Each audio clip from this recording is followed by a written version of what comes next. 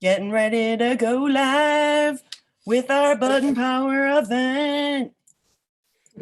It's getting there. We are now streaming live on YouTube. And I'm going to close this window so everything's not echoing on me. All right. Hold the phone. I'm going to check on our other computer to make sure that the scroll thing is working.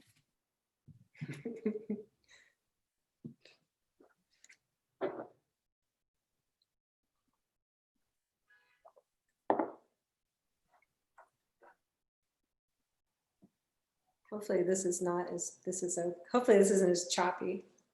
It hasn't been. It looks good. Okay, good.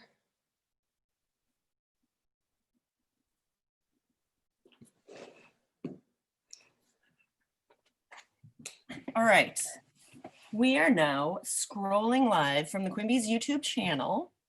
My partner in crime, Joe Mason, is sitting at a computer right next to me, and he is going to post in that little chat, hey, can you guys all see this okay?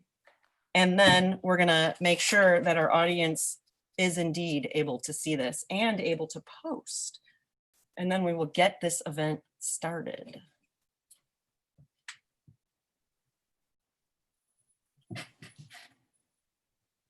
Okay, so I see that the scrolling thing should be working. So I think we're good. My name is Liz. I am the manager here at Quimby's Bookstore in Chicago. Welcome to the Button Power event. We're gonna introduce the event in a minute, but just a little bit of housekeeping first.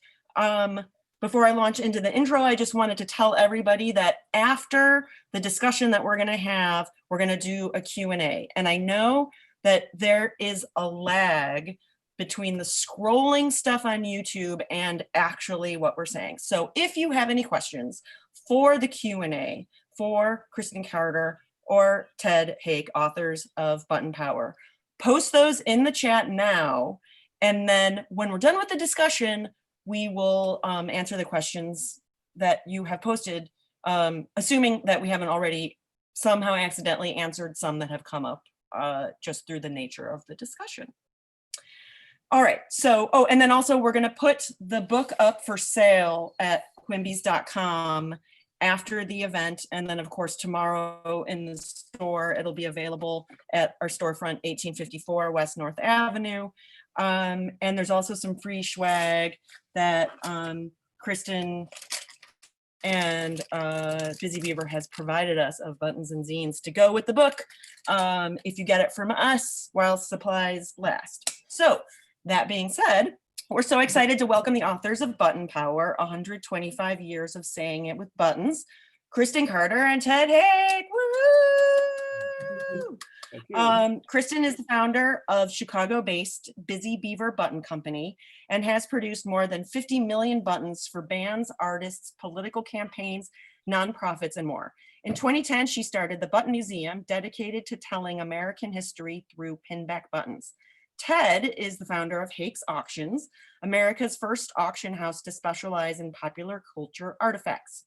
He's written 17 collector's guides that span presidential campaign items, vintage Disneyana, and comic character toys. He's received the American Political Items Collectors Lifetime Achievement Award and is a member of the Theodore Roosevelt Association Advisory Board. So, by way of introduction about the book, I'd like to draw attention to one of the buttons pictured in Button Power, which is the Maratona snake handler button. That's this. And the text next to it says, Maratona existed. The evidence is her oversized 2.5-inch photographic buttons. This, to me, captures the notion of buttons as evidence that something or someone has existed. And it reminds me of an actual zine that we have here at Quimby's called Proof I Exist.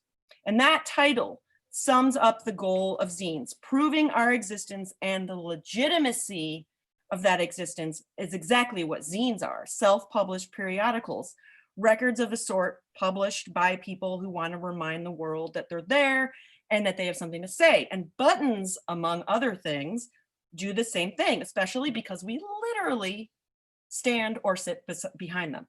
So it makes sense that a book about objects that announce something to the world would have a release event here at Quimby's in Chicago, where we're known to sell zines and other self-published periodicals. So I welcome authors Christen Carter and Ted Hake. Woo!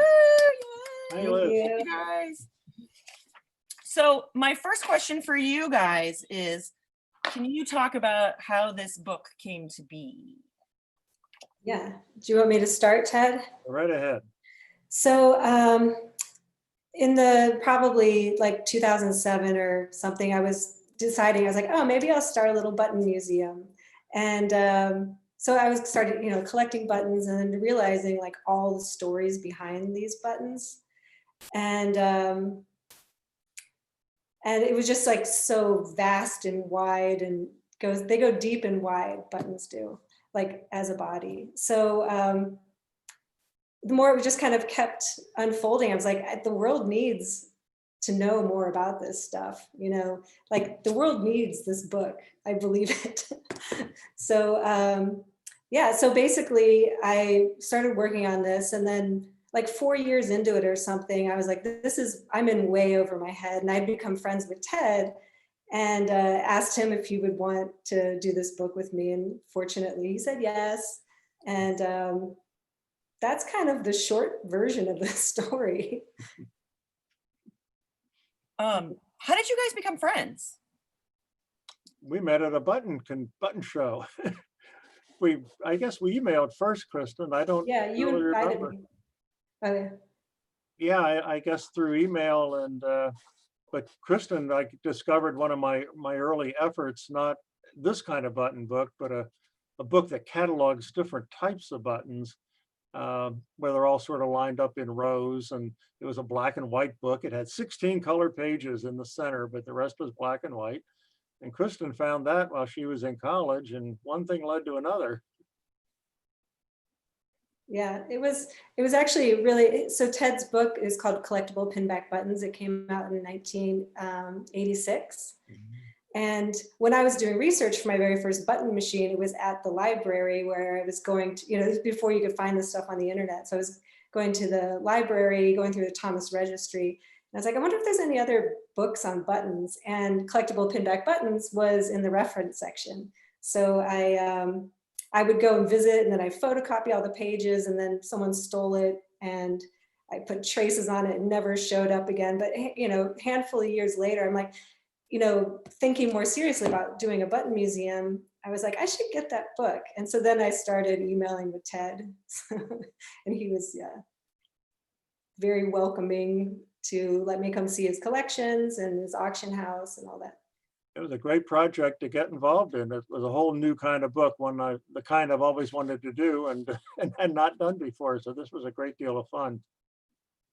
What roles did both of you play in the making of this book? Well, I don't know. We pretty much shared everything there is between the writing and the picking out of the buttons and everything else. Obviously, I've done this for over 50 years, so I'm a little heavier on the history side of buttons than Kristen, but she has the modern eyeball for it, the modern perspective. And between our combined years, we covered 125 years of buttons, really, I think, very thoroughly. Yeah, it's such a perfect combination because, there's certain things that I'm interested in, like, well, we both love the beauty of buttons and design, and, but yeah, I really love the, some of the goofier, like how they express a message, and Ted knows the history very deeply. So be like, what's the Boer War over? Why were they fighting the Boer War? He knows. Mm-hmm. How did you both decide what stuff to include in the book? Well, we visited various collectors, a couple in particular around the country, and just really eyeballed the most interesting, graphic, historically important buttons we could lay our hands on. I think I don't know, we peaked out around 4,000, I think, Kristen, is that right? I think. Yeah. And then from there, the publisher said, well, this isn't going to work. So we narrowed it down to, I think, about 2,500. And, at that point, we turned it over to the design team, and they ran with it from there. And the book does have about over 1,500 images in it. So it's very highly edited. You don't just stroll down the street and find buttons of this caliber every day. So, but they're out there. Some are rarer than others, but it is a highly edited selection, and it's the best 125 years of the best there is. Yeah, and when we first started collecting the buttons, we collected them for the book. We collected them by year, so it was like 1896, 1897. So every time every collection, we were trying to kind of cover what was happening in that year as much as we could. So, and it was based on how well it told the story of its time and also how beautiful it is. Like, those were some of the main ways we decided what was going to go in the book. Well, at some point the design of the book must have changed, because I noticed that it's not really so much in year order, it's now in sort of topic order. Yeah. Yeah, that was the publisher's suggestion, was to put it into categories, of which there are 12. Ironically, there were 12 in collectible pinback buttons. So it's kind of the same 12, but they're totally different books. And this one, they're the, most buttons will fall into one of those 12 categories. But they're broad and they're deep. And what we tried to do was find the most interesting for each one. And thankfully, because of all the research we did to attach a date to a button, that was not sacrificed. The designer had this, what I think is a brilliant idea, using a little teeny tiny type to put the year right by the button. But if you want to look at buttons, you just move back 6 inches and you're looking at a page of buttons. And if you want to know when's that thing from, you zoom in and right there it is, 1931 or 1917 or whatever. And so it's a great combination of the visual as well as the historical. It's also color coded. Was that it? Yes, that was the designer's initiative there. Yeah, well, I gotta say, I thought it was sort of genius, because specifically Icebreakers is in blue. Indeed it is. Thanks, Yeah. Ben. Yeah. So Ted, you're not in Chicago, right? Where are you joining us from? I am in York, Pennsylvania, the first capital of the United States of America. Although we were the Confederation back then. Well, welcome to the Union. I should be welcoming you. Yeah, well, I don't know how much longer we're going to be a country. Who knows? Who knows? Anything could happen right now. But what I have noticed about the book is I'm struck by how many Chicago connections there are in the book. Like, there's the Chicago Fire button. There's the first band button, Roney's Boys, which I thought was hilarious, based in Chicago. Yeah, there's a lot of Chicago. Yeah, there's a lot of Chicago. There's Montgomery Ward showing off the American Electric Vehicle Company's electric horseless carriage, and just button history, the invention of the lithographed button by J.L. Lynch of Chicago, and of course the fact, Christen, that Busy Beaver Button Company just happens to be in Chicago. So are there any specific Chicago talking points that you want to cover, or any good story? I mean, I know you've done made lots of buttons for bands and stuff, so there's that angle, but also just the fact that there's so much of a Chicago connection in the book. So do either of you want to weigh in on thoughts about that? Wow. Well, go ahead, Christen, being the Chicagoan. Yeah, I mean, Chicago really was a hub of manufacturers. I mean, the button was invented in Newark, New Jersey, but Chicago had so many great manufacturers like J.L. Lynch, Parisian. Anyway, there's a ton of them. And actually, interesting fun fact, Green Duck, which is one of the great Chicago manufacturers, was at the 1700 block of North Avenue. So just like a block from where Liz is right now. Oh, yes. So a block that way. Yeah. Yeah. So I just learned that today, actually. So Chicago is covered in buttons, you know, pretty deeply from an early time. And then as far as like, actually I realized like page 53 has like a ton of Chicago. It's like almost half Chicago. We've got like Michael Jordan. We have Chris Ware. Well, Tina Fey I kind of counted, but Nyan Cat, Divya, Nick Cave. The artist, the not artist. Yeah. So, but yeah, we've, yeah, I don't know, like Chicago. I mean, I was actually thinking, it's like, man, there's not enough Chicago in here, but now you point out all the Montgomery Ward and all that.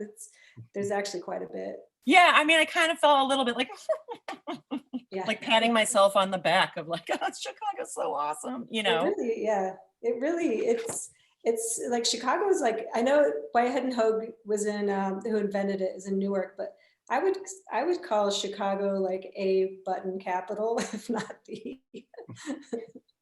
I don't know. It certainly was. There was pin lock in 1898, and you know, the lithograph tin button was invented there. So you know, Chicago is rich in button history, that's for sure. Yeah. Ted and I once have we were doing a tour of Chicago button factories, you know, seeing what we could find. And we did, a couple of places were just razed to the ground. The buildings weren't there anymore, but we did go to Parisian, which is on the south side. And it's still this beautiful building with like, that people are still using. I noticed there's a thing at the end of the book, and this might be one of my favorite parts of the book, is it's almost like an appendix, and it's just each of you get like a couple pages to talk about some of your favorite buttons and your personal experience with that. And that to me feels like the most sort of like, I don't know, like zine-y part of the book, because it's like this little personal moment. Do you guys want to talk about some of your favorite buttons? Sure. Yeah, sure. We I don't know which one to pick in here. If you have one, Kristen, dig in. But Yeah, I'll go. Well, I'll go. This is, since we're talking zines, this first badge I ever made was by. It says this. The first badge I ever made. That's exactly what it says. So this was made by Mark Pawson, who is a friend of mine in England. So I did a work in England program through college, and became friends with. Like, you know, I was in a band and like became friends with a lot of, as always out, and I became friends with Mark, and he's a zine person. He does disinfotainment. And anyhow, I learned about Quimby's through him, and he also showed me how to make buttons. So, and I also learned about Archer Pruitt, who did our logo, Busy Beaver's logo. So he was a pretty pivotal person in my life. So I will say that. But so he's done so many art buttons. He's still making them. He's been doing them since like the early mid 80s. So I'll throw up a let's see here. I don't know where I'm going. Oh, like that. Third one down is a World War I button. And that was one of the first buttons. It is, well, out of the box, the first buttons I was ever given when I was a ripe age of 5. My mom had an antique dealer friend, lived out in the country, and we were going through her barn looking at furniture, and she handed me a little gray box full of World War I Liberty Loan and war chest buttons, and meant nothing to me at the time. I kind of liked them, took them home and stuck them in our end table, which had my secret drawer in the end, and that was where I put all my most treasured secret important possessions. So that's where that box stayed till about 1960, when I really discovered buttons. But I've always got fond memories of those 20 or 30 first buttons that came my way when I was 5. So it doesn't get too much earlier than that in terms of spending a lifetime looking at buttons. Is that kind of the origin of creating the type of personality that would run an auction house? Well, I've definitely had the collector gene. I'm after 77 years, I'm still open on whether that gene is inherited or whether it's environmentally influenced. But in my case, I've been a collector all my life. My dad started me on coins, and in high school, I discovered the pin back, and I left the coin behind. It was, by that time, I considered it boring. You just lined up a bunch of circles and a bunch of holes, and right below they told you how many were made. But on the button, there were a pile of Bryan buttons, William Jennings Bryan, that is, laying on the table of the coin dealer that I was visiting. And he didn't know much about them except who was pictured on them. And they were colorful and warm, and no one knew anything. They were mysterious, and they grabbed my attention, and I kind of just been stuck with them ever since.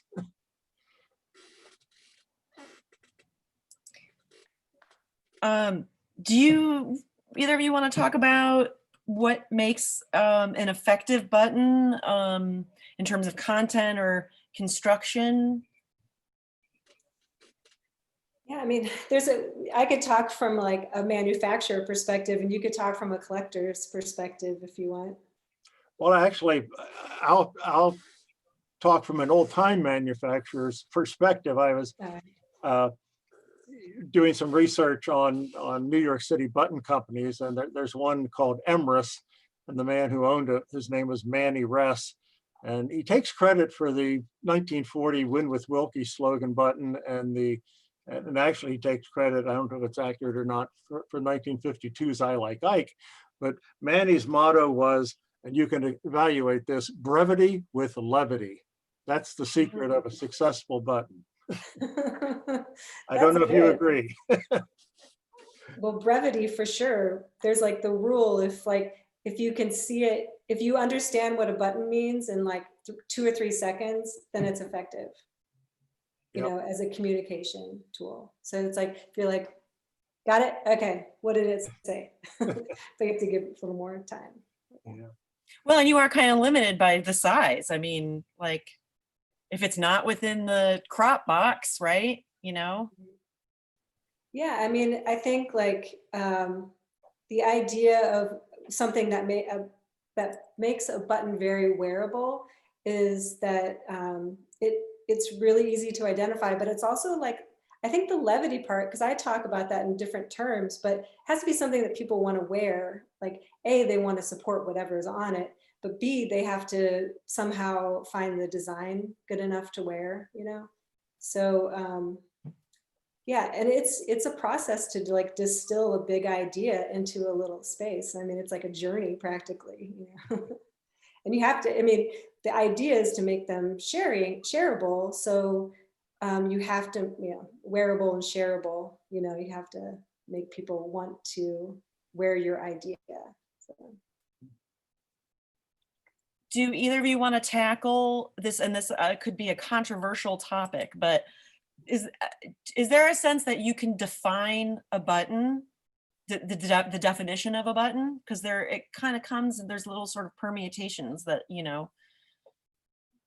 Yeah. Well, you know, the button historically goes back to the clothing button, and in this country that means George Washington's inauguration in 1789. So so you might think round, but no, they don't necessarily have to be round. Christen and I agree they can be square or rectangles or star shapes or whatever you have. For me, they got to have a pin on the back. I think that's an essential part of a button. Has to be wearable. I forget, you know, exactly where we part roads on this definition. Sometimes I think they don't always need to have a pin on the back. That's where I differ. Because as long as button machinery is making it, it can have like it could have a pin back. It could have like a lapel pin or a lapel like stud kind of thing, or a magnet even, because some people don't want to put like pins to their clothes. But they're also like the hand mirrors that are made out of buttons. I kind of still consider them buttons. Although I wouldn't call them a button. That doesn't make any sense. Same family. Well, so, and this is a good time to bring this up.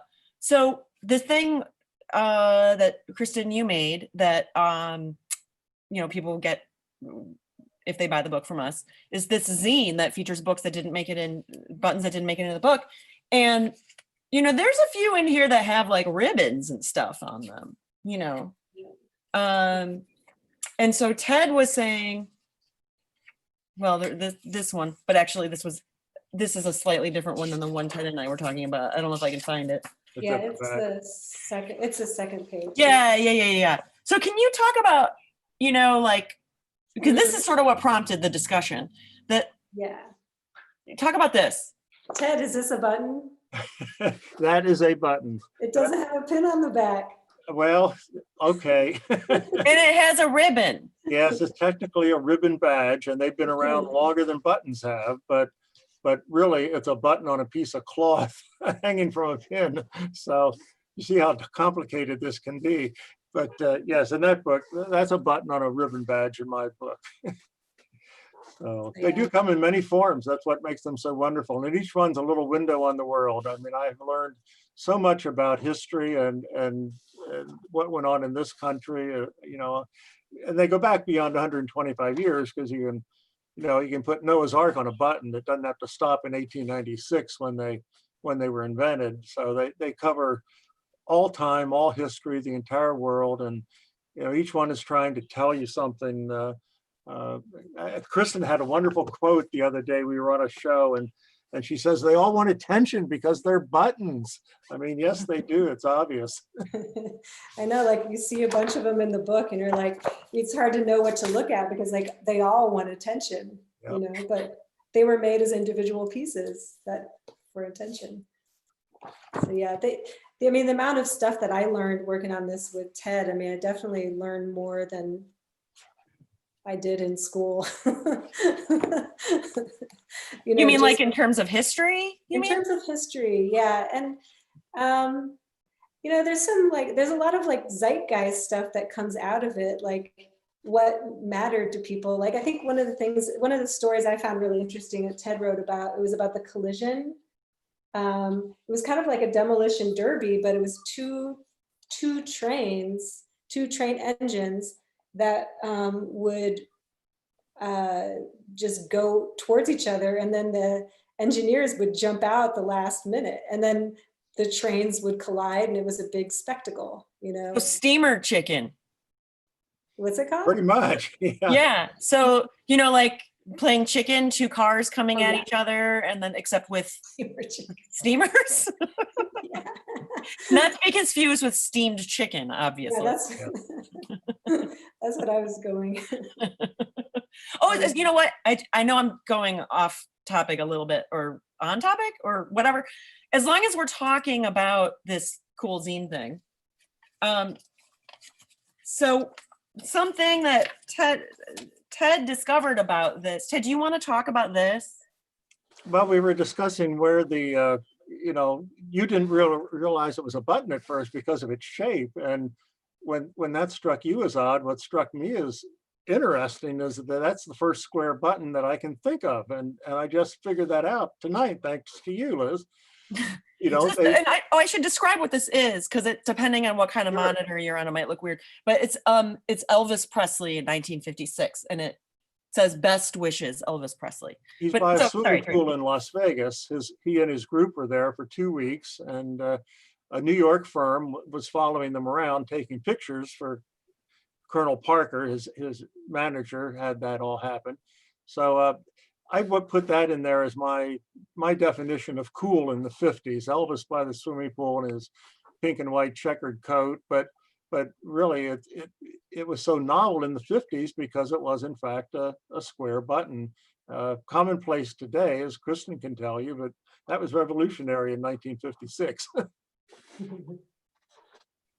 Do either of you want to talk about do you have any good, like, funny stories about any of the buttons? I know, for some reason in my notes, I have no idea what I meant, but it just says, asterisk, adventures in New York, funny stories. I have no idea what that means.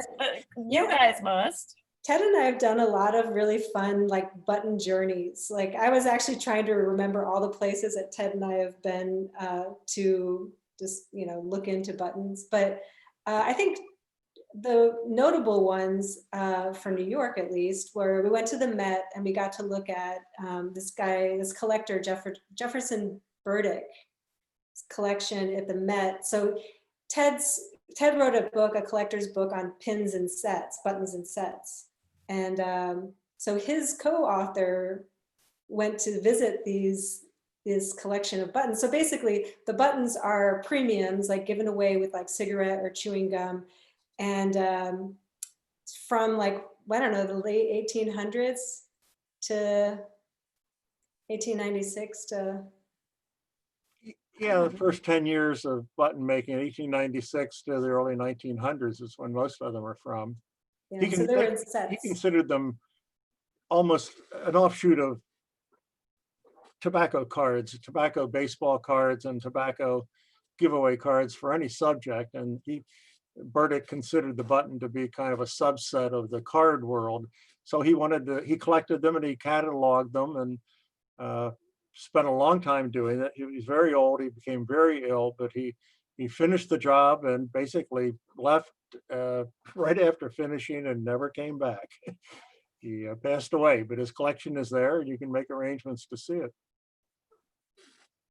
So when you say tobacco cards, are those kind of like baseball cards? Yeah, very much so. That's yeah. But they made the baseball card was so popular, they decided to branch out into other subjects. There are bicycle riders and actresses and birds and flowers, and these go back into the late 1800s. And really the button did a lot to displace the world of cards. I mean, that world didn't go away, but the world of advertising trade cards went away. People used to collect very pretty trade cards, paste them in a scrapbook. They'd have advertising on them, but the button just decimated that hobby and took over. Yeah. Oh, it looks like we lost Christen Yes. on the Zoom call, but that's okay because Ted, I have a question for you. All right. And that is, because you run an auction house, can you do an auction announcer voice? Oh, I've never tried that. Really? You own an auction house and you've never tried it? Well, we started out as a mail and telephone bid auction house, so I never had to. I've done it occasionally at hobby events. I've been the sucker auctioneer that gets the job to stand up in front and sell the members' items, but that is not truly my profession. And in fact, we've never held an auction with an audience. Everything is we used to get 1,300 bid sheets in the mail. Now we probably get about 13 bid sheets in the mail and 1,293 or 1,500 internet inquiries. And we still have over 1,500 bidders in every auction, but the whole entire technology has just changed, and the computers revolutionized the whole thing for the auction world. Yeah. Have you found, actually, just out of curiosity, I know this is not totally button related, but because you run an auction house, have you found that during COVID, has business changed? Like more people are at home, so more time on the internet, but also people are making less money, some people more money. Has that affected? Well, it's been a very selective pandemic, let's say. And the people that can afford to collect buttons have not seriously, in most cases, been hurt. People that can collect anything have mostly not been hurt. We just had our second best auction ever last week. We just set a world record for a button of over $62,000 for a button picturing Babe Ruth at auction. I should say at auction. There is a $100,000 button, but it's never been auctioned. So that's something. Political button, political campaign buttons are the most popular, most valuable category of buttons, followed by baseball. So this last auction of ours, we're selling a collection that was formed by a man back in, well, he passed away in 2014, but he did a book that he published in 2004, which is a very landmark book on baseball buttons. And he planned to sort of take this collection with him in a sense almost. He left it to his grandchildren in a trust. These things were not to be sold until 2037. The family had second thoughts about that and asked us to start selling them now, which I think, since we were setting world records with these buttons, was probably a good idea. So anyway, we've got part one behind us. Part two will be coming up in our next auction, which will be probably in February of next year. But you know, there are buttons for everybody, for every subject and every price range. It's, you know, they're wonderful $5 and $10 buttons. They don't have to be $100 and $1,000 buttons. You were saying that there was the one that's going for the highest amount of money was $100,000, and that there was a political button. Do you remember what? Sure. In 1920, the candidates were Harding and Coolidge on the Republican side. And on the Democratic side, it was James Cox. He was a governor of Ohio, and Franklin Delano Roosevelt, who later became a 4-time president. This was before he was paralyzed. He was fresh off of being Secretary of the Navy during World War I. So the team was Cox and Roosevelt, and they didn't make many buttons with both their pictures on, and collectors like buttons with both the candidates' pictures on. We have a special word for it, in fact. It's called a jugate, Jugate. It's Greek, and it means conjoined busts, pictures side by side. So if you've got your side-by-side pictures of Cox and Roosevelt, okay, and it has to be 1.25 inches in diameter, then you are holding, as long as it's not badly damaged, $100,000 or more button. That's not quite it, actually. That's only a $50,000 button.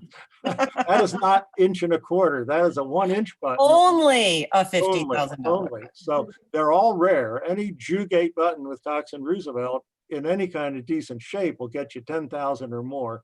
And there's 5 or 6 different examples, designs, but the daddy of them all is this 1.25 inch one, and that's the holy grail of the button world. Oh. Welcome back, Christen, by the way. Sorry, I don't know what happened. It's okay. It's crazy. We're living in crazy times with technology that we're all just learning. So, what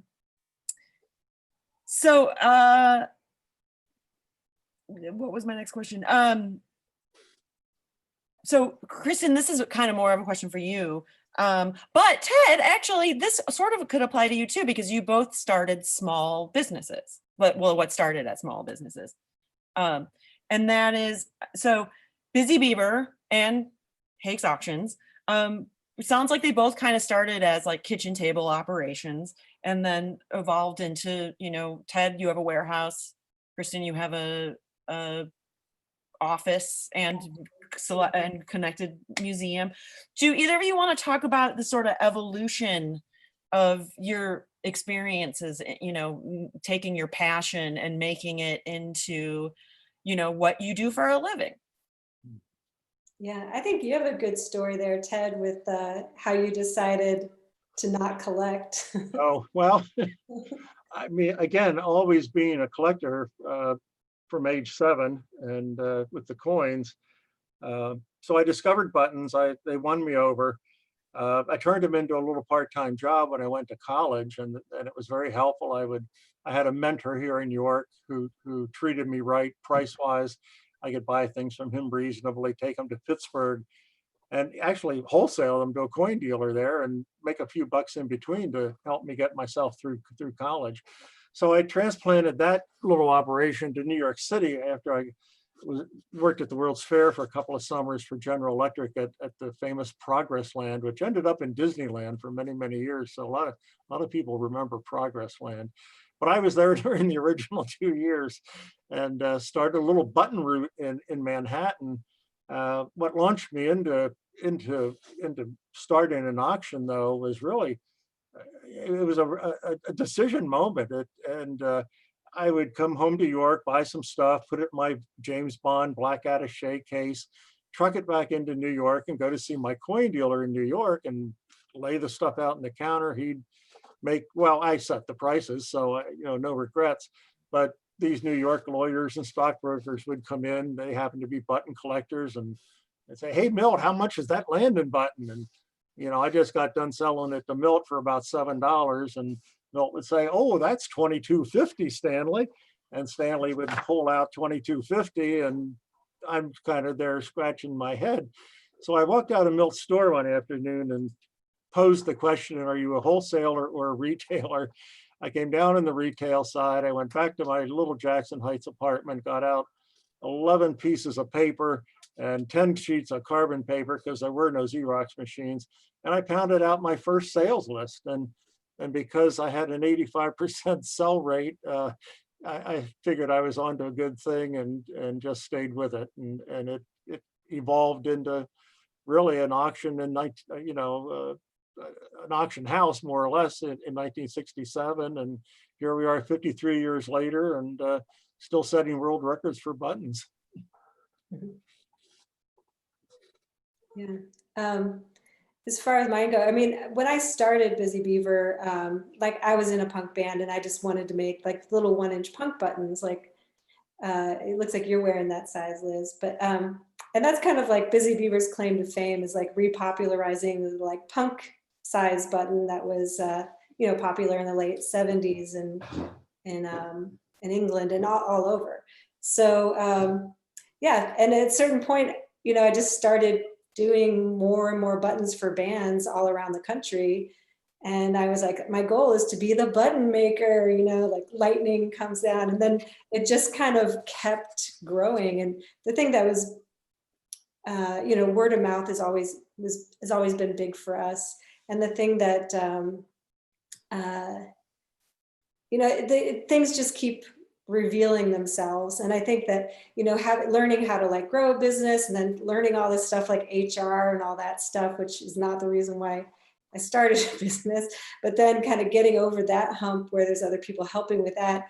And that was one of the reasons why I was able to like start the Button Museum, because it like so much has unfolded since like so much I've learned, and like so many people have come to us through the Button Museum. Like we just got this really great donation from, there was a button manufacturer or wholesaler in New York called Underground Uplift Unlimited. And yes, there's an appendix article by him. Yeah. And it's a really fascinating company, and just they really started this like countercultural 60s buttons. Like they were very prolific, So anyhow, somebody gave us a catalog, the Button Museum, of all these buttons that they had made. So there was no real, those designs from UUU weren't cataloged. We didn't know what buttons they made. So it was pretty amazing. And like not even Randy Wicker, who had UUU, like even knew all the designs that he had made. So it's cool, like, and people coming to us, like, I don't know, it's like, I could go on and on, but like we have donations that people bring in. We had this social justice nun come in, and she gave us all the buttons from like the 60s through the 90s of all of her causes and all the events that she went to. So it's just like a really beautiful thing to like learn a lot about a person by the things that they collected, and people don't really seem to want to throw away their buttons, which I'm really glad for because we get a lot of donations. Yeah. I know that the Button Museum, I mean, obviously the world is shut down right now because we're in a pandemic, but when the world was not shut down, it was like a non-for-profit, and people could actually come visit it. Yeah. And like the way you have everything displayed is really wonderful. It's like framed. It's, I think, by themed or side. I can't. It's been a while since I was over there. Category. Yeah. Okay. They're. I think they might be the same categories. And it's funny how we came up with those categories, not even looking at collectible pinback buttons, but just putting a bunch of buttons out and being like, well, I guess this is like a category, like coming up with categories just by looking at the buttons. It was history repeating itself. Yeah. It was bizarre. Yeah. Speaking of Randy, I've been doing some more research, and he started Underground Uplift Unlimited when he was 28. It started in May of 1966. And I read an article about him that was published early in 1967 in the San Francisco newspaper. And it says that he created about 25% of the slogan buttons that he trafficked in.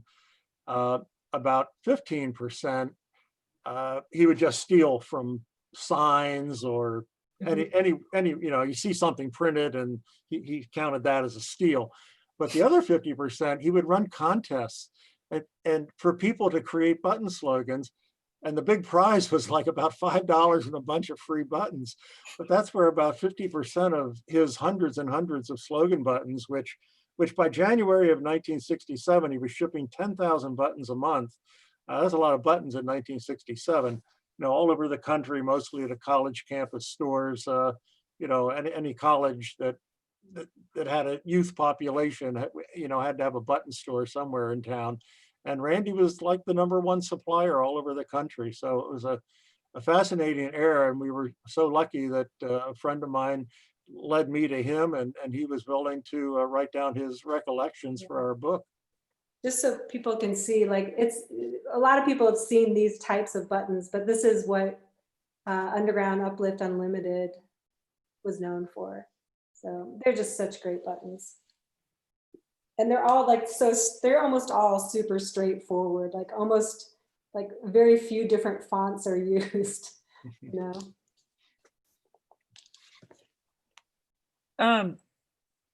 So one thing that we were talking about kind of before we started the live stream was, so just to fill the audience in. So I had said, what are your thoughts on reproducing buttons? Because there's a button in the book that I would 100% wear, and it says, I do not read Hearst papers, because as someone who works at a small press bookstore, I was like, hell yeah. But you guys both had thoughts on that. Can you talk about that? Well, I consider reproduction buttons a scourge of the earth, frankly. And I've been dealing with them probably since the 1980s in a serious sort of way. As soon as human beings find out that something is worth something, and if they can make a counterfeit of that, by jingo, they're going to make a counterfeit. Now, it turns out if you reproduce a political campaign button, a presidential campaign button, you're running afoul of the Hobby Protection Act, which our button powerful people in Washington got actually passed into law back in the 70s. But regrettably, it only applies to presidential campaign items, but you've got to put the year that you reproduced this thing on that item, or you've just violated a federal law. Now, unfortunately, that doesn't apply to advertising buttons or comic characters or band buttons or anything else. I mean, you might violate someone's copyright, but you're not going to have Uncle Sam coming after you. But yeah, I mean, I view reproduction buttons as just a scam. You might know it's a reproduction when you sell it to me, but is the third person going to know if you don't want them to? And there's so much temptation to take advantage of people that the world would just be better off without reproduction buttons, in my humble opinion. Yeah, and this is like this is what most collectors think. I kind of agree. I'm not quite, I wouldn't call it a scourge or anything, but I also think that You're too nice, Christen. Yeah. Well, I think that like some of these buttons like are worth making in some ways, especially like the Hearst one that you're talking about. But I also think that if something is reproduced, you don't try to make a counterfeit of it where you're trying to, because there are people who, age the buttons and like acid wash them so they look like, try to look like they were original. But like if you just put on the rim text, like, made for Quimbys.com or whatever. Oh yes, actually, I'm glad that you brought that up because we always get our buttons made through Busy Beaver, and I did not know that you could put text around the edge. But so this button here, okay. So it was we made it for Independent Bookstore Day, and it was a replica of the Quimby mouse that is originally by Chris Ware, but then someone reproduced it in a funny way on a bookmark that they made for us, and we loved it so much we put it on a button. But we wanted to feature the artist's name on it. It was Mike Santino. And so in tiny, I mean, this doesn't, computers don't help with seeing this right now, but like that to me was fascinating, that you can print tiny little stuff We've been on. doing that for 125 years too. Like people have been using that little space. See, I don't know what you think about that, Ted, if you do mark it as a reproduction. Yeah, I don't want to be a total button snob, but you know, if it's marked with the year that it's made, I'm okay with that. I mean, you know, not everyone can spend $100 on a button, you know, that's crazy, but you know, you have to decide what you like. Do you like the image, or do you like the authenticity of the original item, or you can like both? But they should not be made so that they can fool the next guy and you know, and basically steal from him. That's the part I object to. Yeah, in the late 70s, there was American Oil, right, who made Yes. the reproduction of all these old campaign buttons. So and they're mostly litho, and I think they were made in Chicago too. But and people often get fooled by them because there's some, you know, they're kind of oldish, you know, they're like, you know, 50 years old. But and some people can't tell the difference between those and like a button from the 1930s.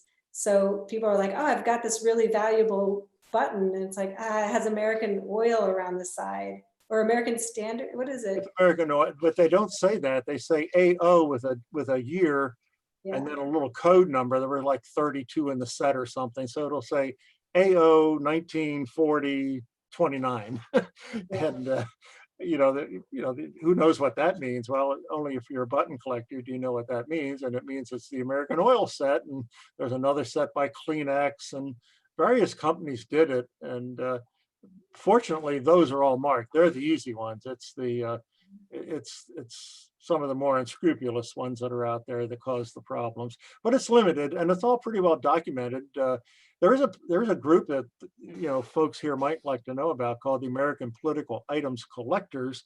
And you know, there's a couple thousand of us, and we're scattered all over the country. We have regional meetings in normal days, although we do have a national convention coming up in Nashville the end of July this coming summer. We had to postpone that for a year.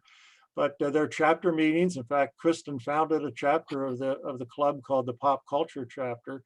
But it's a great way to socialize about buttons. There are Facebook groups. A great one is called Political Memorabilia Exchange, where people come and do this kind of buying, selling, and trading. You know, and there's a whole community out there of people that are really wrapped up in pinbacks. Yeah, and it's all political items are sold at these things, but you know, since buttons are probably the most common political item, there are a lot of buttons that go for the ride. And one of the reasons why we started the political or popular culture chapter is because all buttons that were not political were called non-politicals. And I'm like, but there are other things. They're advertising, and they, you know, they're cultural, and but so that's part of the attempt to call them what they are as opposed to what they aren't, you know. But yeah, and that one of the things about APIC is, you know, it's a lot of people who are willing to talk about stuff. So, you know, I learned so much about collecting or buying buttons from this group of people. And, you know, everyone wants to tell you a story because there's plenty of time and not that many people. Like, it's not like so packed that you can't talk to people. So it's really worthwhile going. It's not like anything else I do, you know. And that's in Nashville? Yeah, but Chicago does have a local chapter, and we meet twice a year, usually. That to me sounds so like ripe for a Christopher Geist movie. You know, like best pinback in show, or like, you know, like you could get some really good dialogue out of that. Like it's pretty fun. Like, and you like, people come from lots of different walks of life too. You know, there are people who are involved in politics, and then, you know, there's this woman, Dottie Palumbo, who was a big collector, and especially in civil rights stuff and social justice stuff. But she worked when the Chicago 7, she worked in the law office for the Chicago 7. So she, has all these like stories and history. So the people are awesome, That's cool. So how are you guys feeling? Are you feeling like you'd be cool with taking some questions from our audience? Sure. See what's Yeah, on everyone's okay. mind. All right. So, oh, this is a good question. So Sarah Slobodnik asks, would like some suggestions on how to display her favorite 100 or 2 of 4,000 buttons. Whoa. I mean, if she wants to put them on the wall or something, we use magnets at the Button Museum because, sometimes fabric can, make the pins rust or the backs rust. So, because it holds on to moisture, but or else in Riker mounts, like if she wants to put them on the walls, then, just make sure that it has something to breathe. So like you can use like burlap on the wall too and just pin them onto the fabric. That works out pretty well too. But collectors usually use these thing called Riker mounts. So they're these little framed boxes with a glass top, and it has like some sort of polyester cotton type thing in there, and you just put them in there. And then you can look through them. They're like flat and you can look through them and flip through them. I don't know. Is there anything else that you think, Ted? Depends how much you want to spend. Riker mounts is the most practical solution. You can pile them up as high as the stack goes. Some of them come with a little triangular metal thing on the back, and you can actually hang them on the wall. Of course, only pressure is keeping them where they are, so you kind of get button droop after a while. But you can pay for wooden frames which have like a piece of fabric, and it just fits in the back, maybe a couple little, tabs to hold it in place. But, you're talking wood and glass, and now you're up to, a Riker mount, let's say a 12 by 16 size might run you about $5, $6 a piece. But if you go fancier with wood frame and everything like that, you're going to be up to 12, $15 before you know it. And if you're hanging them on the wall, please remember that the buttons hate 3 things. They hate moisture, and they really hate heat. You don't want to put them in your attic, but most of all, they hate light. They do not want to be in the light. Your reds will disappear and your value will disappear as the reds disappear. So no light. I mean, an occasional flick light switch on in the room isn't going to hurt them, but don't put them where the sunlight's going to flood them every day of their lives, because they won't have a very long life. That is really good information about collecting in general. It is, as a matter of fact. Yes. As a veteran, collecting collectibles dealer, I've seen collectors do many awful things to collectibles, I'm sorry to say. Okay, next question. Joanna Metzger asks, what is the oldest pinback button in your collection? So maybe both of you might have different buttons on that. Well, we mutually have one in the book. What are we under, Christen? Events, I think. Maybe we can. Oh, Maybe we can give it the first dated button, which might. The thing is, like, I don't know what the very, very first button is. Like, I don't think anybody knows that. But no, they don't. Here, I don't know if you see that one or not. Where am I? Yeah. Oops. Yeah. There's the earliest dated button that we know of, 1896, but it's dated for May 28 and 29, and it was made for an Indianapolis, Indiana Medical Society meeting out in Indiana. Somehow they knew Whitehead and Hogue had just invented the button, and somehow they got their order in and they got the date on their buttons. And Christen and I would love to find a button that beats this one, but it's got to be on the front. It can't be on what's called the back paper, or on the side, which is called the curl. Those are patent dates. Those are not, we want an event that happened prior to May 28th, and the button has to proclaim that in the front. And if you've got that, you we'll have the earliest known button. Yeah, so that button, the Fort Wayne one, that was from like May 28th and May 29th or something. And the patent was July 21st of 1896. So, but we knew that there are like buttons happening before, obviously, but yeah, it's a little nebulous on what was made when in that time, because not everything's dated on the front. Well, the big flood started really the following month in June, after the Republican convention, after they nominated William McKinley for president. Whitehead and Hogue said, "Oh boy, here we go. We got a nominee," and they started just pounding out all kinds of designs for McKinley. And then 3 weeks after that comes the Democrats with William Jennings Bryan. He's a 3-time loser, by the way, but this was his first try. So second wave of tsunami of buttons comes along. So those were the two really historical peaks in the summer of 1896 that launched the button to America. And then the advertisers jumped on the bandwagon, and High Admiral Cigarette called it the greatest fad of all. And, other than the hula hoop, I think it's, pretty much still up there. Yeah, other than the hula hoop. Yeah. There's actually, in the zine, there's actually a little printed version of that letter that calls him the greatest fad of all. So it's really teeny, but it's there. So that was one of the book titles Ted and I were considering, like something about buttons, the greatest fad of them all.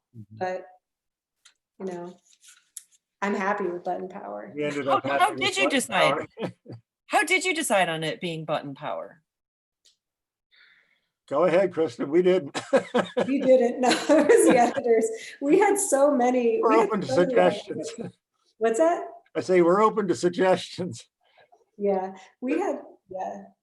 Go ahead. We were having a hard time with that. And then the greatest fad of all was like the one that we were rallying for, but then they came back with this, and I was like, that's pretty good. Especially now. And then the fact that they put all these power buttons at the beginning is perfect. And I think the 125 years of saying it with buttons, wasn't that your friend Ted? You guys went out to dinner and then saying it with buttons then they used all these power. Yeah, that might have been my friend Bill's idea. Yeah. So yeah, it worked out. We even though I don't know how many years I worked on it with you, at least 5 years, but anyway, it all came together in the right year. So we got a nice round number of 125 years, and here we go. Yeah. All right, next question. Let's see. By the way, anybody, if I massacre your name, I do apologize. Sarah Slobodnik asks, notice that pin back buttons have been less available in favor of enamel pins. Do you find this to be true, and any theories why? Yeah, lately for sure, the last like 5 years or so. Yeah, I think that, there's enamel, but I think of them as friends, I should just say, because people were like, are you mad about enamel butt pins? And I'm like, not really. But I think because they can sell, a lot of artists sell them, and they can sell for more money, basically. And they're cool. It was novel for, it has a novel. I'm, of course, I like pinbacks better because they're less expensive to make and they're easier to give away. And there's, but I like them both quite a bit. Like I have some really cool old Cupid doll enamel buttons or pins from the, I don't know when that's from, 30s or 40s. But yeah, I think, I think like anything that people wear to express themselves or to support something, I'm all for. So I don't know if that really answers the question. John Ruby Olson asks, with the boon of digitalization of old newspapers, have you found that hunting down the history of buttons is much easier to do? Oh yeah, heck yeah.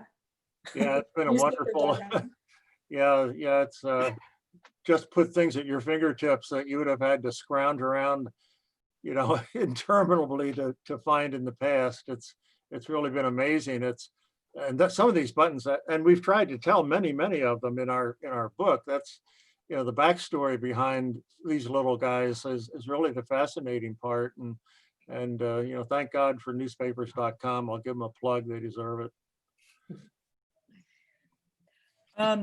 Paul asks, what separates a button from an enamel pin? So I guess maybe you guys kind of answered that a little bit. And then with an asterisk underneath it that Sarah says pinbacks clip on with oh, I see. So this must have been in the chat. Sarah says pinbacks clip on with an enamel pins closed with two pieces. I agreed, I guess. Yeah. Yeah. Okay. Yeah. John Ruby Olson asks, what is the largest collection of pinbacks held by a museum? Is it the National Museum of American History? Oh, I never really got to finish the New York story, but maybe I could go back a little bit to some of the adventures that Ted and I have done. Please So do. we did go, so we went to the Met, we went to the Newark Museum, which was where Whitehead and Hogue, the inventors of the buttons, the Hogue family donated a lot of their collection to this. And then we also went to the American History Museum at the Smithsonian. So we got to see all their back room buttons, back room buttons. But so I don't know where the biggest, so anyhow, all of these were really fascinating, like seeing what they had. And they've never really had a button display except for the Smithsonian kind of peppers them into their other displays. So, but going back, but what do you think, Ted, like biggest collections? Yeah, institutionally, I think probably the Smithsonian is number one. It's the largest one I know about. The verdict is it's focused onto a particular kind of button, and it's wonderful for that particular kind, like the insert button or the giveaway button. But in terms of the broad spectrum, I think the Smithsonian's number one.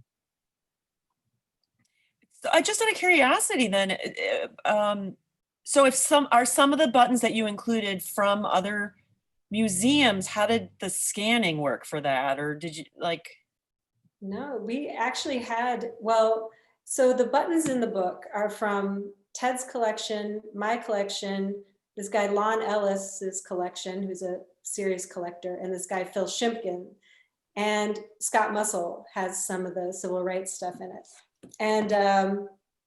and also buttons that pass through Hake's auction. So that's pretty much where all the buttons came from. What's that?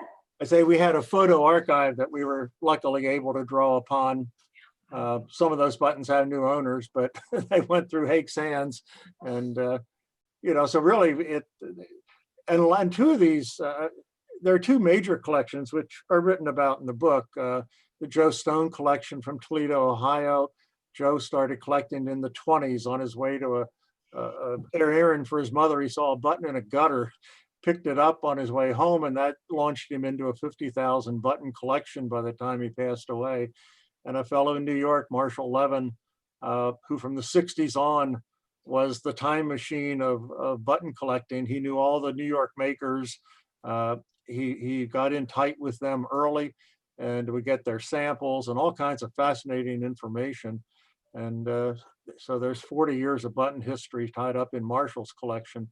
So those are the two major collections, and that, these things survived. I mean, they a lot of them have disappeared over the years, but there have been these survivors that give us the population we have today. Yeah, and I mean, the Button Museum has about 40,000 buttons. And then Busy Beaver, we collect one of every button that we make, and that's got like 90,000 buttons. And then Ted, when I first came to York, your place on Market Street, like how many buttons were in that building? Oh, there had to be probably 1 million or so. I mean, we had literal drawers full. But yeah, that was a probably 30 or 40 year accumulation in that building.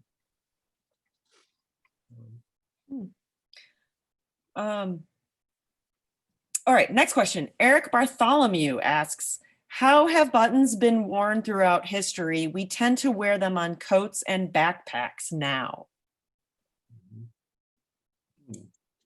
Well, mostly just on, shirts or jackets.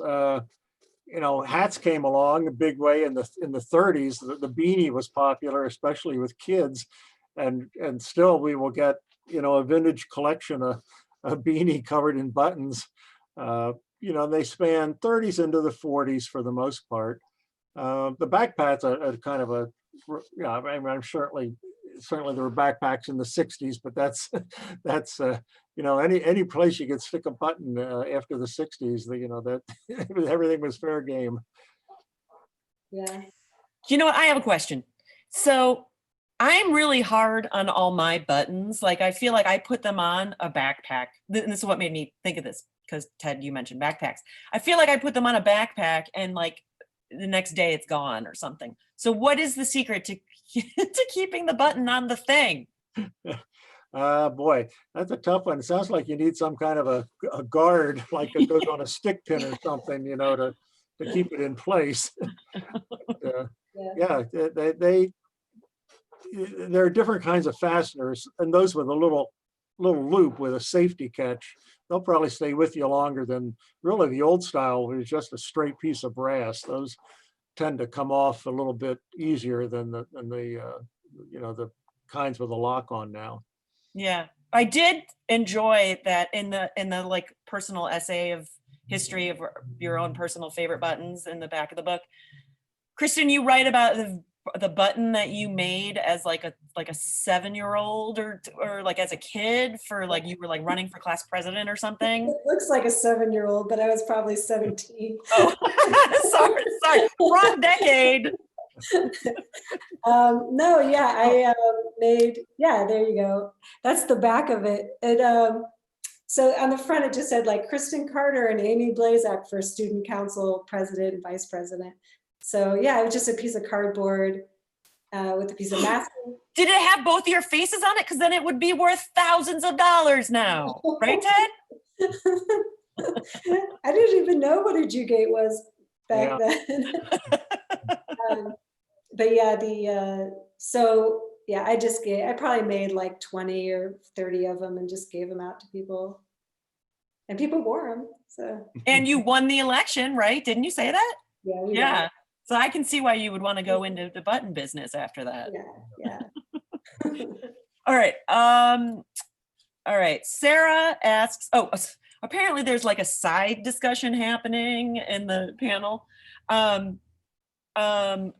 Sarah asks, if the button has a magnet, would it be a magnet button, not a pin back? I feel like we need to get our inhalers out, like, okay, actually. Well, this goes back to what is a button, right? I mean, I think so. If it's got a magnet, it's like a button that has a magnet on the back instead of a pin. I would call it a button. I'd have to think. I'm not buying it yet. What's it going to take, Ted? Well, the item that Whitehead and Hake invented was called, and I quote, the pinback button. So that's my definition, and I'm sticking to it. Yeah. All right, you heard it here first, folks. Absolutely. You heard it here 125 years later. Someone's gonna like find this clip on YouTube and be like, see, it's right here. Yeah.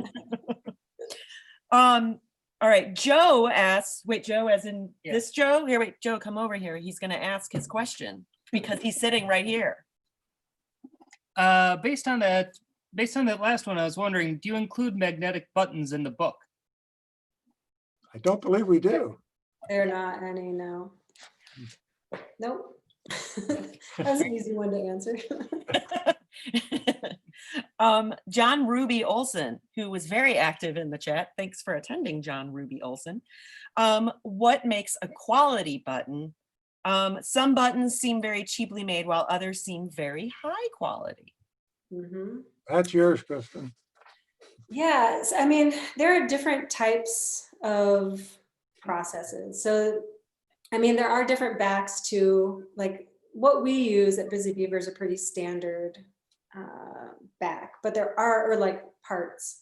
And all of our parts are actually tin plated in Chicago and from Gary, like, or at least the steel is. But There's ones called one piece, and those are for like larger quantities, but they have like a very thin laminate. So basically where I'm going is the laminate and the printing. So like sometimes we use like a thicker piece of plastic, mylar, but sometimes people use really thin laminates. And I don't know, you know how like sometimes, you know, you could taste when your food is made with love. Like I feel the same way about buttons, you know, it's sort of like if people don't really care what they're doing as much, like buttons will be off center, or, you know, like there might be, we call them MUBs at Busy Beaver, messed up buttons. It's our acronym. They're like, oh no, that's like, you know, that's a MUB, or like, you know, training people on knowing what a MUB is, you know? So I think, yeah, I think it mostly is like the laminate and the printing style, but there's also the care that goes into it. But. Ted, do buttons that are MUBs get offered in auctions, and do they sell as well? No, it's not like coins. I guess coins that are somehow MUBs are mistakes that people value because the US Mint made them and they're supposed to have uniform standards. Messed up buttons, people do collect them, but they don't pay much for them. And there are bizarre collections of them. I mean, you know, the design is, you know, 75% off center. And so you only see a couple of letters. And I mean, there are a lot of things that can go wrong with a button, as Christen will tell you, but they're not highly valued by any collectors that I know. I feel like it would be really hilarious if somebody did a website, mubs.com, and it was just all messed up buttons. It could be good. Yeah. I'm gonna go buy that right now. Yeah, exactly. You know, oh, and that, which reminds me also, I don't know why this reminds me of this because there's no good logic behind that. But Christen, I feel like every artist in Chicago has worked for Busy Beaver. Like either works there now or has in the past. Like every time I meet somebody like, oh, you know, so-and-so, oh yeah, they worked at Busy Beaver. Like, I'll be emailing with consigners that sell their zines or their comics here, you know, and, you know, like, it'll just come up like, you know, like, I can't come in that day, I have a work shift at Busy Beaver or whatever. And it's like, I feel like there's a lot of overlap between the people that consign their work here and the people that work for you. Mm-hmm. Yeah, it's true.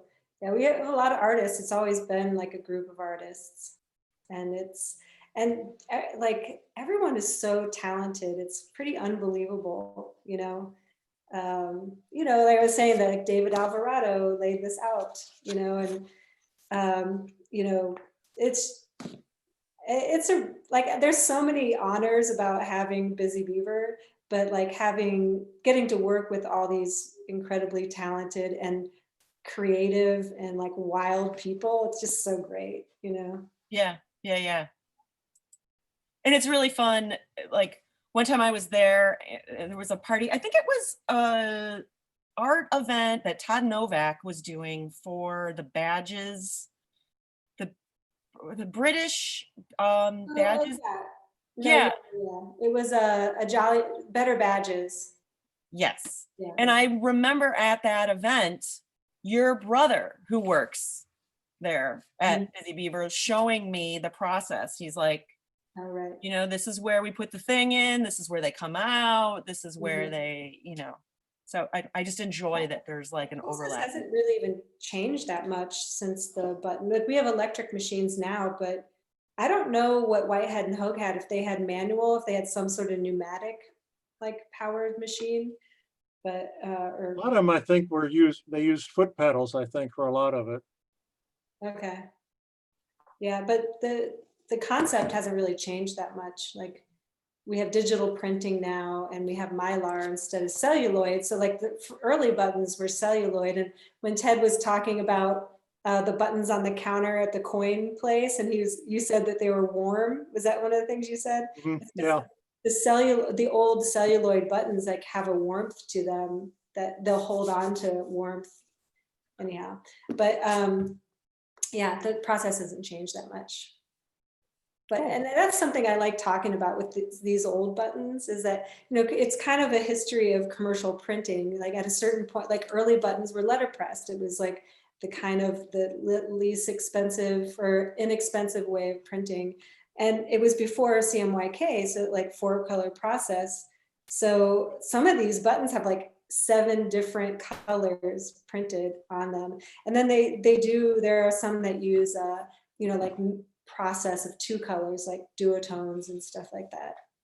But, and then in the 80s, it seems like things start to get digitally printed more. And then the 90s on, it's mostly digital. So. Cool. You guys started making stickers too, right? Yep, we just started. Well, we haven't released it to the public yet. Oh, no, we are still, spreading the word is good. Oh, okay.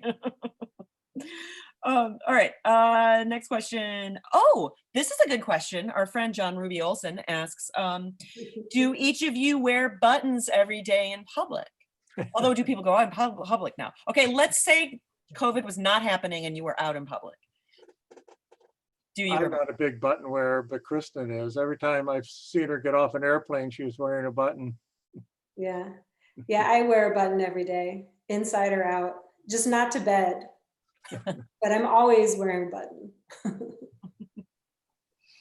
All right, Brian Bedell asks, it seems like there are a lot of old buttons with the red and white checkerboard border. What is the history of that border? I love those buttons. I mean, it's Johnson Smith Company. Ted could probably speak about them really well too, but it's almost like an early version of Uplift, Underground Uplift Unlimited, where they're just these like slogan buttons from, I don't know, like the 20s through the 40s or something. That was their heyday, certainly. Yeah.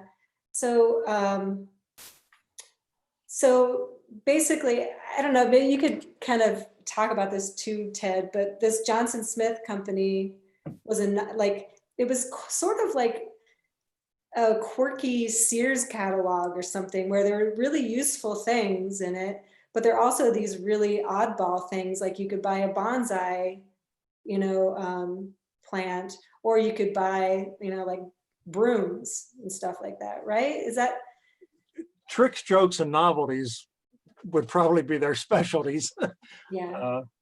And they were suppliers to carnivals and fairs, and if you went to the county fair and tried to knock a guy into a tank or something and missed, maybe they'd hand you a funny button as a consolation prize, that sort of thing. They call them comic sayings, and they reflect the times, and you can recognize the Johnson Smith ones pretty much by that red and white design.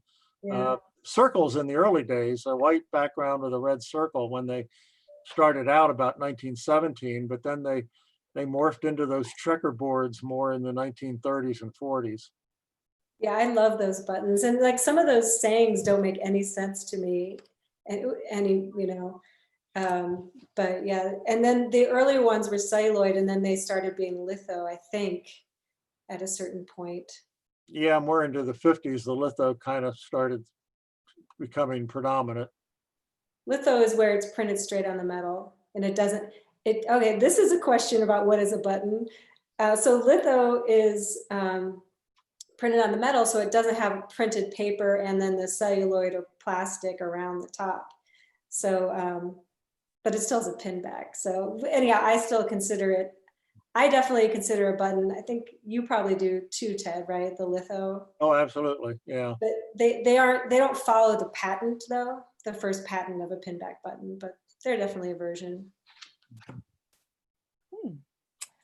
All right, next question. Sarah Slobodnik asks, can you recommend a good button press to make buttons? What should we look out for? Yeah, a red handle, like a red rubber handle. Like if you can get a manual one that has a red rubber handle, they're all the same and they're good. Is rubber because your hand needs? Well, it's like one manufacturer of these things always uses a red handle. So other people will put their names on it, but it's like a little,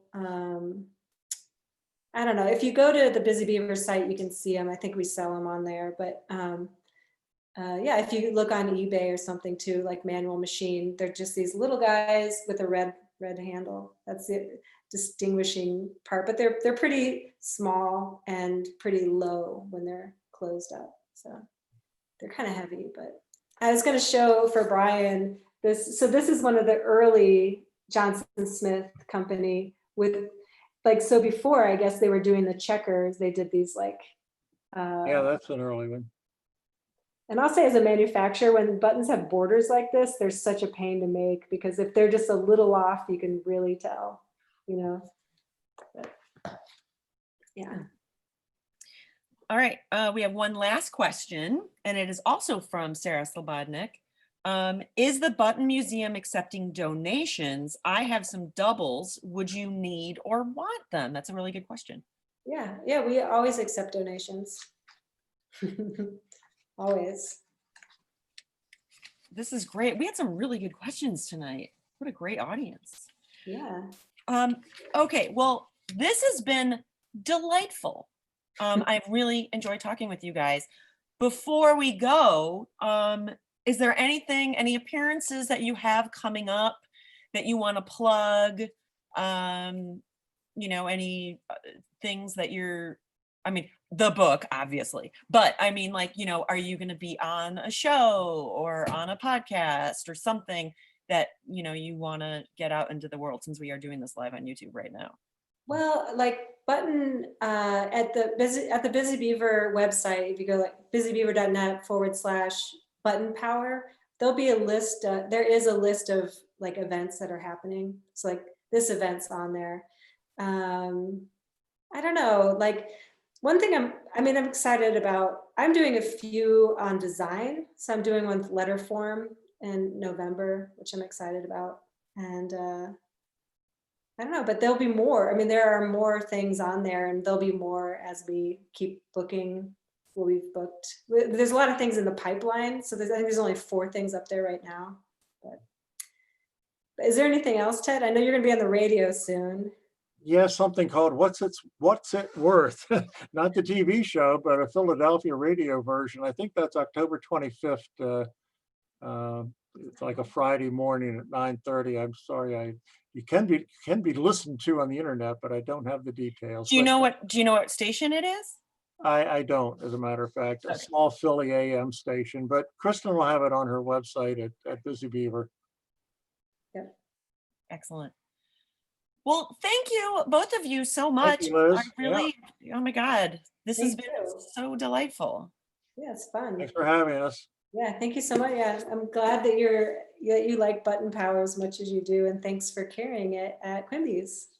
Oh, it's our pleasure. I mean, I love Quimby's. Like, I know Quimby's I've been to since right when I started Busy Beaver. So I don't know, it just means a lot to be able to kind of like it's not, I don't want to call it full circle because it's not like over, but like it is a full circle. So thanks so much for having us. Oh, well, that's delightful. It makes sense that you would say full circle because of the round 1-inch button. Oh my gosh. Like I do this even when I'm not thinking about talking about buttons. Well, thank you so much. And for everybody that's watching, you can get this book at quimbys.com. We'll also have it at the store, obviously. And while supplies are limited, you'll get a button and one of these pink buttons that say Button Power that we're all wearing, and a zine. So we're really excited. And thank you, both of you, so much. This has been so wonderful. Christen, I look forward to seeing you soon. Ted, it's been so wonderful meeting you in person. Thanks for hosting us. And thank you so much. And thanks everybody for watching. Have a good night. Good night. Bye. Okay, bye.